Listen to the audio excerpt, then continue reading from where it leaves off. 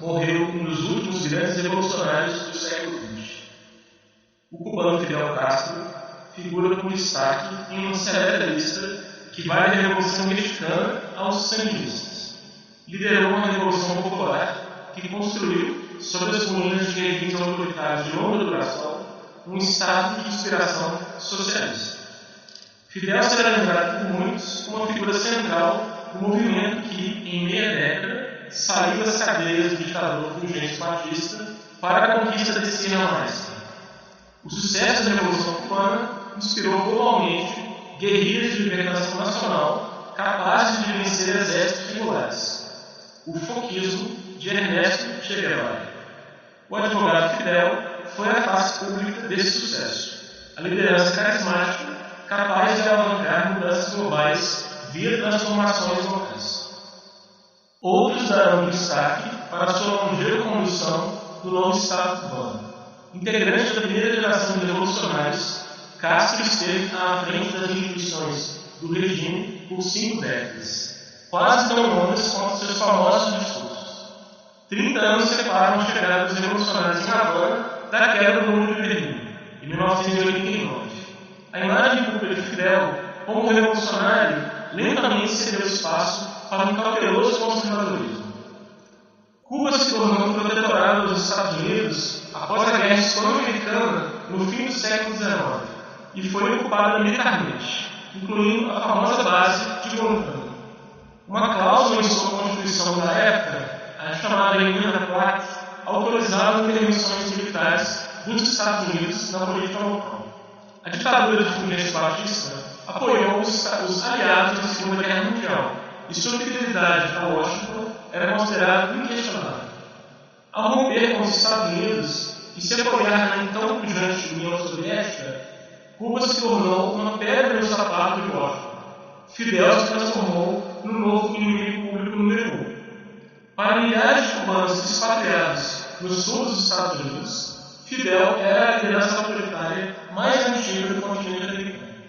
A ojeriza à Revolução Cubana se misturou de forma intensa com a estigmatização da figura de Fidel, um fantasma que ainda era temido 25 anos após o fim da Guerra Fria. Como todas as grandes revoluções, a Revolução Cubana sofreu intensa e rápida oposição por parte de poderosos vizinhos. Os Estados Unidos patrocinaram a invasão da Baía dos Porcos em 1961, bem como centenas de tentativas de assassinar Fidel Castro. A Revolução sobreviveu à confrontação nuclear da crise dos mísseis de 1962, mas chegaria a um novo milênio sob os signos da incerteza. Uma contradição do Estado revolucionário é seu caráter dualista. Cuba buscou a transição do capitalismo subordinado da plantation para uma economia socialista, industrializada e econômica.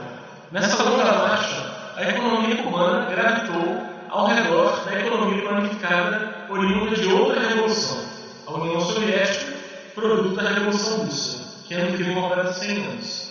Ao mesmo tempo, o regime cubano buscou novas parcerias nos movimentos de libertação do sul global, aos quais forneceu know-how e inspiração.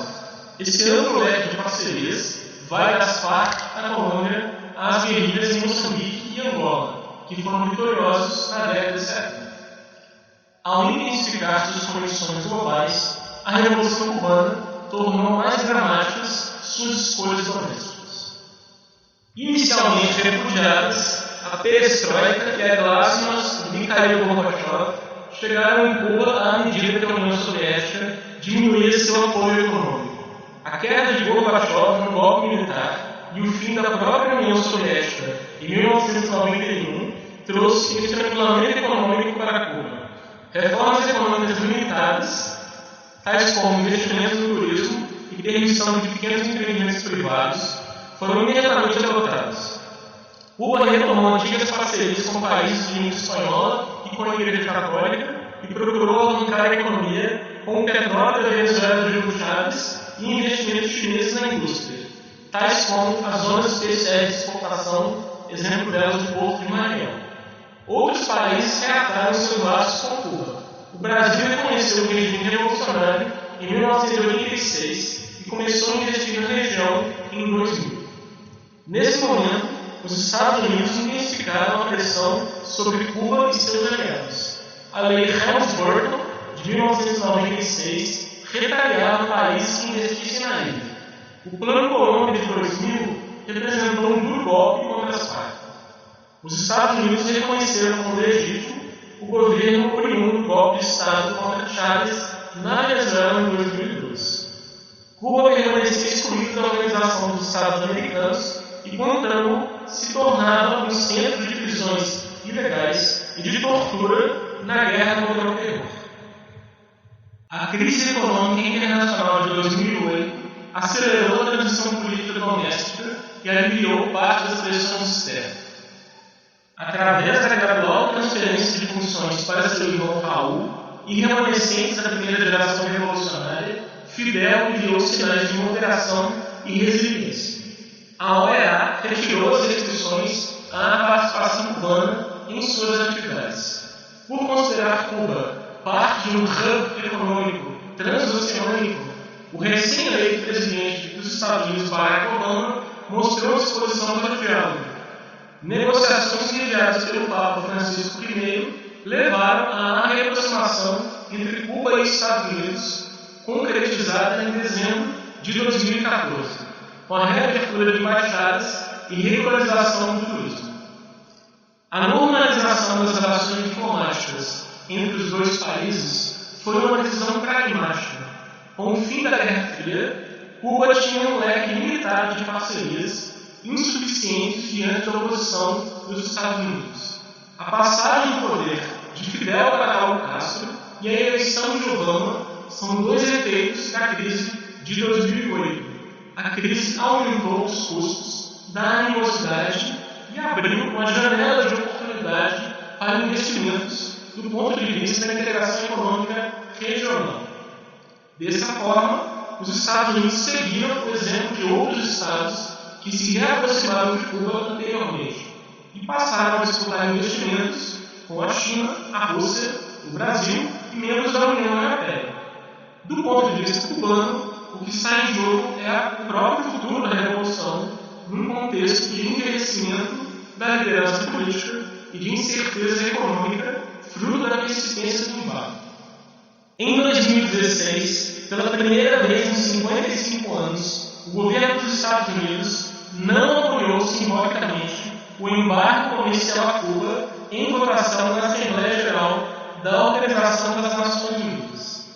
Ao passar a responsabilidade sobre o embargo para o Congresso, Obama esperava fortalecer o Partido Democrata com sua vitória diplomática.